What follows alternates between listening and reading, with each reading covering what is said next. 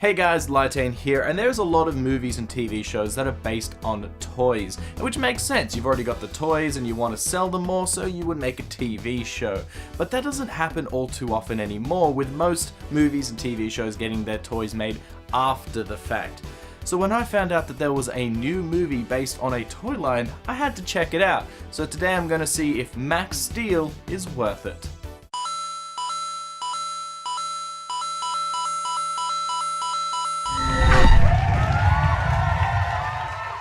Like I said, basing a show and movie off of a toy is nothing new, and some great TV shows have come from this idea, like Transformers. So in the wake of all these new superheroes that have become so popular that they've even started their own universe, a new toy came onto the market just different enough to avoid copyright, but still cash in on the fame, and that's how we got Max Steel. So Paramount Pictures bought the rights to make the film and did nothing with it. Then an unknown company called Dolphin Entertainment picked it up and made the movie that we see here. Max Steel came out in 2014 and it tells a fairly generic origin story for a superhero. Max and his mother move into their old home after moving around the entire country after Max's father died, mysteriously. Max is a bit of a loner kid because he's used to bouncing from school to school and that he doesn't bother making friends. Until he is hit by a car driven by Sophia. That's one way to start a friendship. But odd things start happening around Max. Strange energy emits from his body, causing mayhem to all different electronics. His body's just going through some awkward changes, okay? That's normal, right? This energy calls a machine called Steel to come after him. But Steel's a good guy and lives off the energy that Max produces, so they become fast friends. But there are other beings in the universe that also live on that energy that aren't as friendly. So with a new school, crush, friends, and aliens, it seems like everybody wants to steal a bit of Max. Max Steel has a lot of elements to it that will feel very familiar to you if you watched any kind of superhero film in the last decade or so. Max is a loner, so he doesn't make friends very easily. His dad died mysteriously. His dad has a best friend that was also kind of mysterious, so I'm sure nothing's gonna happen there. Then Max has to go through all those socially awkward situations as his power is emerging, you know, trying to hide it from his friends at school and his parents at home, and etc, etc. All of this is fairly generic, so if I was the filmmakers, I would have gone big and I would have had so much fun with this because it is based on a toy, right? So what do you do with toys? You play with them. So I would expect the movie to play with this idea. But nope. This movie takes itself way too seriously, and I think it's more aimed to the young adults with the mood and acting much like the Maze Runner series or the Hunger Games. Because of this more serious and darker tone, the first third of the movie is really slow and hard to watch. We have seen these kinds of origins before, and it takes about 30 to 40 minutes of establishing the characters and the setting before we even get to the powers. The few things that do happen during this time are boring, and it really puts you in the wrong frame of mind for the rest of the film. But it does get a little bit better when Steel comes in, because he's the comic relief. He's a fun character that has memory problems, and he's also pretty analytical and very narrow-minded when it comes to talking. He doesn't get all the nuances of English, and that leads to a lot of fun. He is a breath of fresh air in this film, and he is actually the one character that I really enjoyed watching because he has a unique design. It looks cool.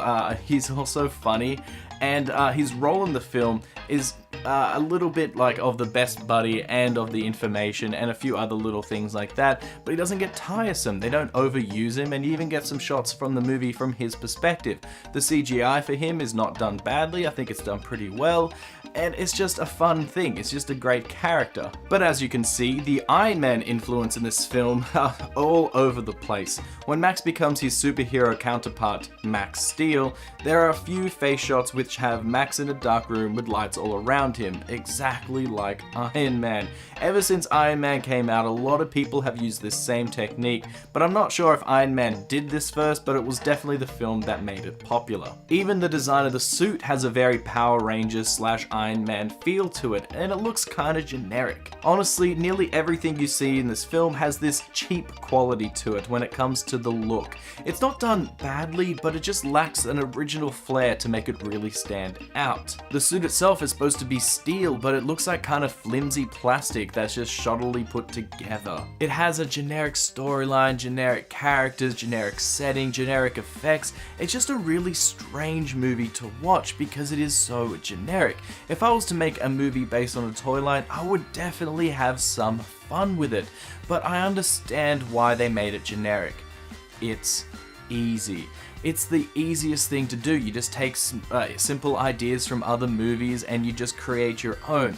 It doesn't take any kind of effort to do, and that's a real shame because this movie could have been fun. It could have had some stupid and fun moments in the film, but what we get is nothing like that. It's just a slow film and it doesn't do anything. There's nothing special that happens. There's no amazing effects. There's no fun fight scenes. It's just all generic. That's why when Steele does come into the film, it is that breath of fresh air because he is fun. He's a little bit more interesting. He has a better backstory than most of the other characters. It's that little bit of fun that I wanted. I just wish that they had done a bigger scale of it throughout the whole film. Now, some slight spoilers for the end of the film, but no one's gonna watch this movie anyway, so what's the point of warning you? The end of the film has Max's dad's best friend betray them. He was working for the bad aliens all along for power. You know, that generic bullshit. It's something that I guessed right from the start. As soon as I heard that his dad died mysteriously and that his best friend mysteriously survived, I'm like, yep, that best friend sold out his dad and he's evil. And of course, I was right. But what was his reasoning? Just power. That's all he wants. Even though he knows that the bad aliens will consume Earth and destroy everybody and all that kind of junk, he doesn't care so long as he has power. It is so dumb and such a bad motivation. He then builds his own evil suit that can absorb Max's power, which, if you can guess from that one sentence what's going to happen at the end, you're probably right. The fight ends with Max overloading the other guy's suit, which causes an explosion, almost killing him before you get, that speech. That generic speech. The one where now that you've killed one bad guy, all the other bad guys know that you exist and they'll be coming, so this movie will be continued. How dare this movie insult me like that? It had the audacity to be boring as hell with very few interesting moments, and then it wants to have a sequel? Who thought that that was a good idea? The movie has no fun with itself and is a brooding, boring, and generic piece of crap. So Max Steel is a very easy not worth it. It is boring, it is generic. I almost fell asleep in the first 30 minutes because nothing happens in the film, only to get some slight smiles and occasional chuckle when Steele came on and he was saying his one-liners. Aside from Steele though, everything in this film is boring. It's got some weird cinematography as well with odd focusing just to be a little bit artsy. I don't understand why they did any of this. This is based on a children's toy line. So who would the movie be for? Children, right? The people that play with these toys, but it's not. The fact that they use young adults and they try and make it this dark and brooding story makes it a young adult film. Teenagers would go and watch this, but I don't understand that. If your target audience is supposed to be the kids playing with the toys, why would you make it for the teenagers?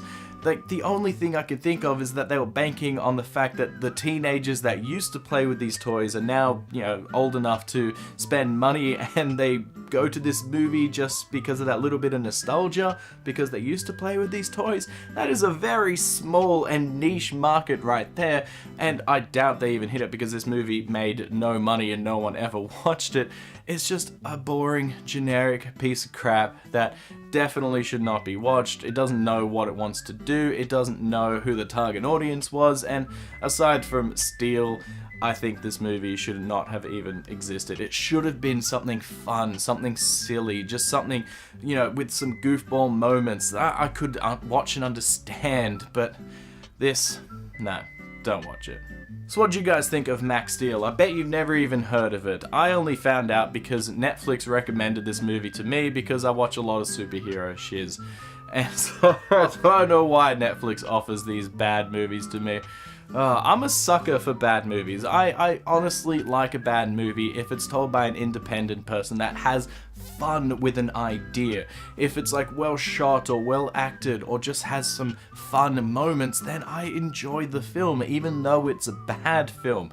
So I don't understand why you would make a film very serious and then not have any good acting or anything good with it.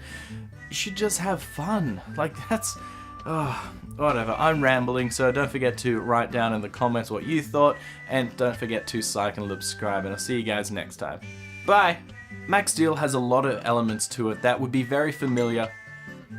Should turn my phone on silent. With a generic story, generic characters, generic locations, and generic effects, this is a really strange movie to watch. But why is it strange?